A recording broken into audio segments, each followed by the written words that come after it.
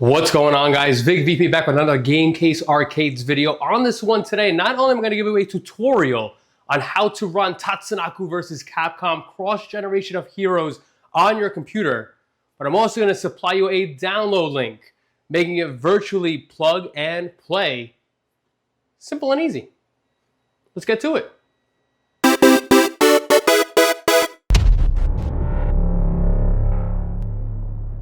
All right, you know the drill. If you're not following me on all the socials, what are you waiting for? Be sure to follow me at Vic_VP. There's a convenient Linktree link down below. Not only does it show you my website, but it gives you all the socials.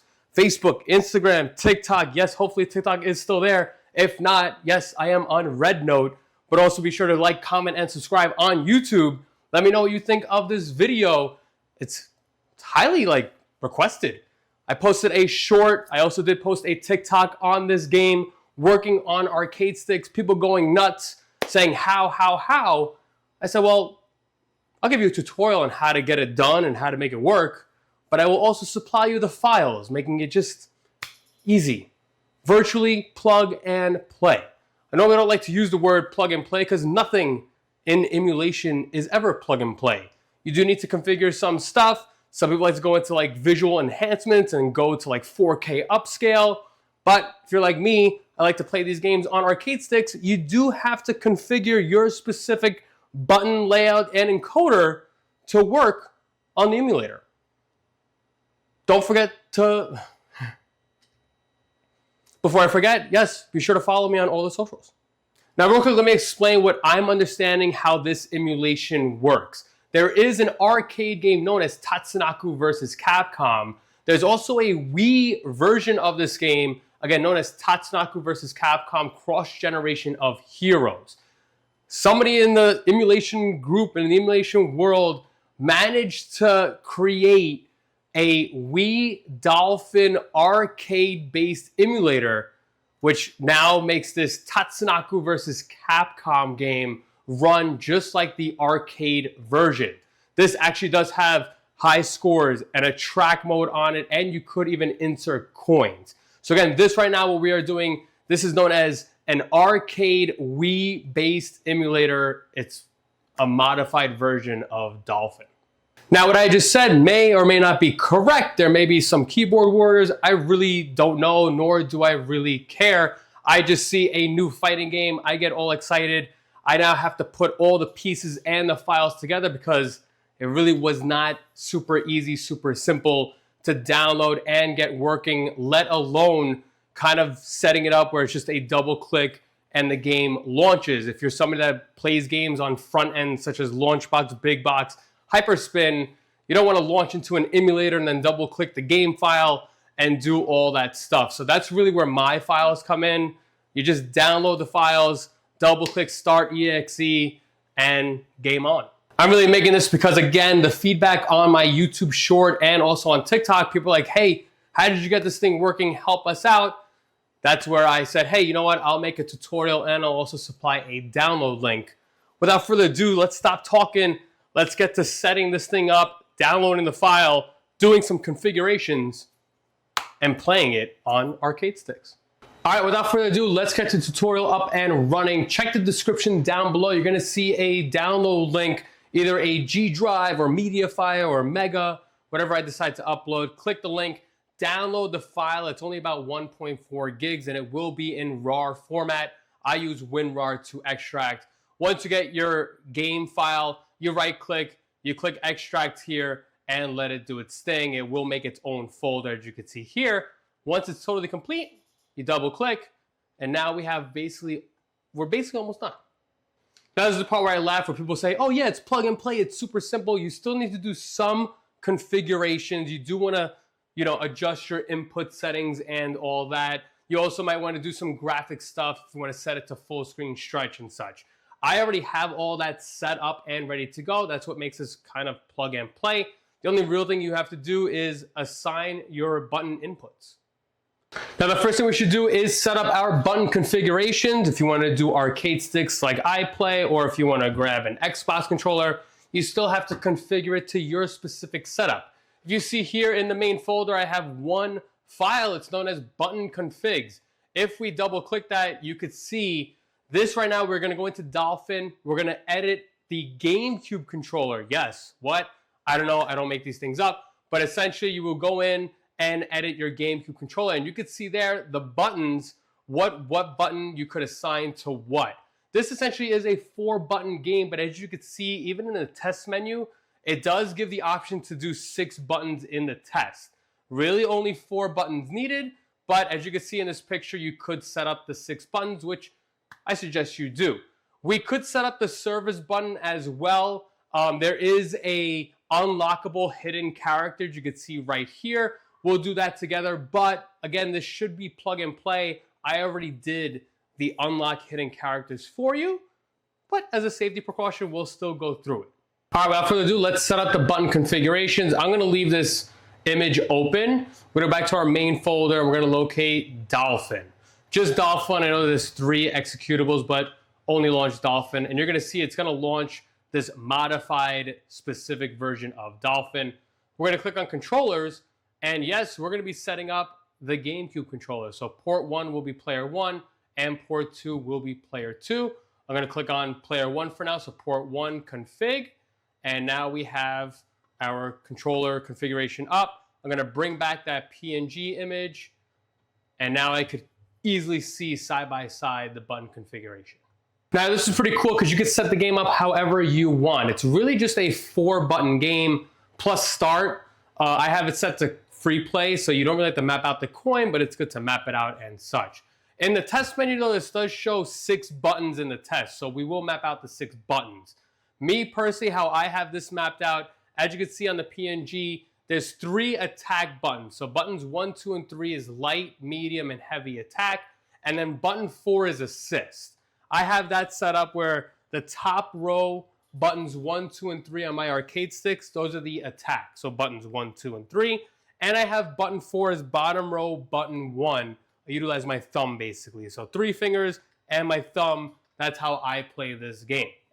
As far as buttons 5 and 6, it's not needed or used, but it's good to set it up. Button 5, I have bottom row, button 2, and button 6, bottom row, button 3. You're gonna set up start as you would on your arcade sticks. And just for kicks, we will set up service. This right here really should be plug and play. So I already have the unlock hidden characters set, but just in case, we will map out the service button as well. Now, like I mentioned before, everyone's arcade setup or controllers are different. So what encoders are you using? Me personally, I'm using Zinmos. I have one Zinmo that makes it look like 2 separate devices. So if I click on my little drop down arrow here, you can see all of your encoders. If your encoder is not here, it is not plugged in. Now, as far as Dolphin, you can see here there's D input, WG input, and SDL. On this specific game, SDL is what works for me. I'm gonna click on the Zinmo because my players 1 and 2 is Zinmo. Players 3 and 4, I have regular USB SJ-JX encoders. That's these right here, these generic USBs, but it's not a 4-player game.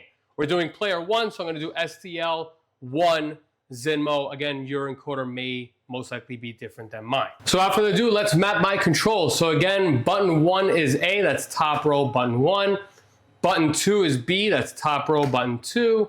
And X is button 3, top row, button 3. Button 4, again, I'm gonna use the bottom row, button 1, so that's Y. You see there, shoulder R, awesome. Service, just for now, I'm gonna map it to the bottom row, button 6. This is something where once you get everything like good and running, I would suggest that you remove the button input so you don't accidentally hit service. Start is start for me right there, awesome. Again, buttons 5 and 6 might as well. So that's the L trigger is gonna be bottom row, button 2. R triggers bottom row, button 3. And I have coin, why not? It's gonna set the free play, but you can set it up. So coin is my coin, and we need the control. So we have here up, and then down, and then left, and then right. So as you can see there, up, down, left, right, my controls are set. We can do the same thing for player 2. I'm gonna be sure to close, go to port 2, configure, and again, you're gonna have to click your encoder here. Make sure it's not the same as the first one. As you can see here, it's on my specific setup, Zinmo 0. Same thing, I could do button 1, button 2, button 3, and so on. Close, close. I do highly recommend you do this step where you file and exit. Essentially, now your controls are saved. Now, just for kicks, we'll go and check out some video settings. So I'm gonna go back into Dolphin. You could go into graphics. Again, I have it set to start in full screen. I have aspect ratio set to auto. You could kind of set this to stretch if you want and such. Sometimes you can mess around with the enhancements. I have it set to 4K because I am playing on a 55-inch 4K OLED screen. Usually this stuff, the hacks and advanced, I don't really touch. But other than that, we are basically done. We're gonna exit the emulator, and like I said, I already did the hard work. I already made a custom executable.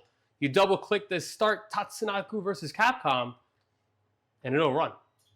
Without further ado, you double click that Start Tatsunoko versus Capcom. Yes, you're gonna get a little pop-up. It is modified for your convenience by VicVP.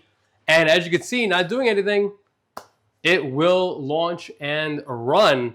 Again, this is, from my understanding, it's like the modified Wii game, but it works like the arcade game. It's gonna have an attract mode, it's gonna have high scores, it's gonna have, I have it set to free play, you can put coins in, but essentially, hopefully if my rig is working all correctly, you will see the game play in full screen.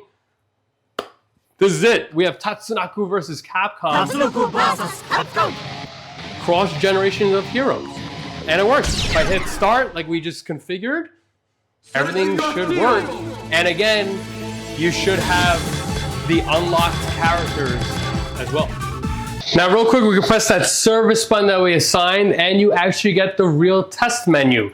We go into input test. As you can see there, there's the 6 buttons in the test menu. Again, it's only a 4-button game, but this is a good way to test your controls, make sure everything is mapped out correctly. And yes, it's a 2-player game, so 2 players should work. Check to make sure your start and all that. Good to go. If I want to exit, I have to hold player 1 start and button 1.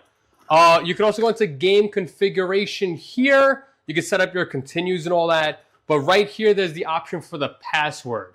Again, this should be plug and play. As you can see there, I have level 4. That means I already unlocked it.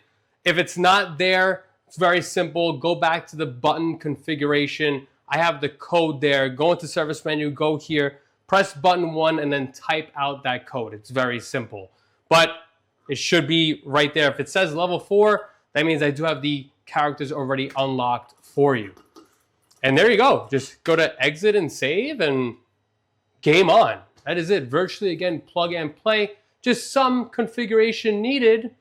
Setting up to your specific setup. It works.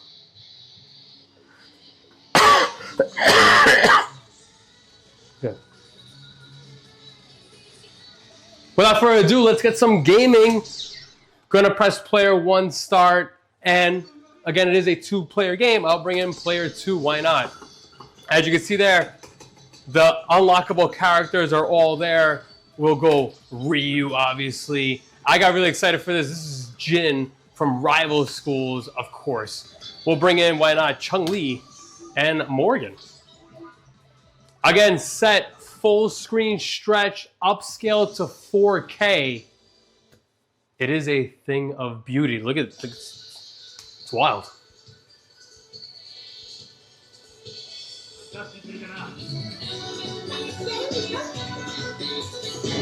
Beautiful. Let's rock. Watch button mashing at its finest. Oh, I already unleashed by accident too early.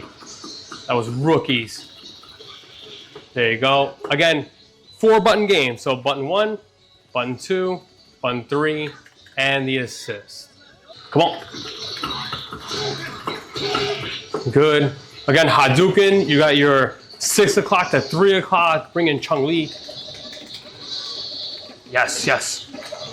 It's actually pretty cool. I think if you get to like level 4 on your special, it will do a 2-player or 2-character like special. So that's pretty cool. I'll build it up.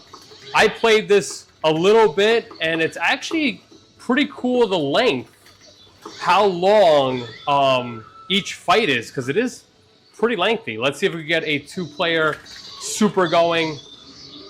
There's a Hadouken. It didn't bring Jin in, though. It's all right. We missed the... Oh, it brought him there, though. Let's do Morgan. Why not? Again, beautiful, awesome stuff. I just hope it all works out great for you guys on the end. Beautiful. Took me out. Let's see what Jin's got. Beautiful. Looks amazing. Again, upscale to 4K, playing on a 55-inch OLED. Finish it. Beautiful. Button mashing at its finest. Well, there you guys have it. I also have it set up where a very simple escape key will bring you back to your desktop. Again, set up easy and convenient, modified for your convenience. VicVP, Gamecase arcades. Be sure to let me know down below, did this work? And if it did, enjoy. Game on, my guys. Game on.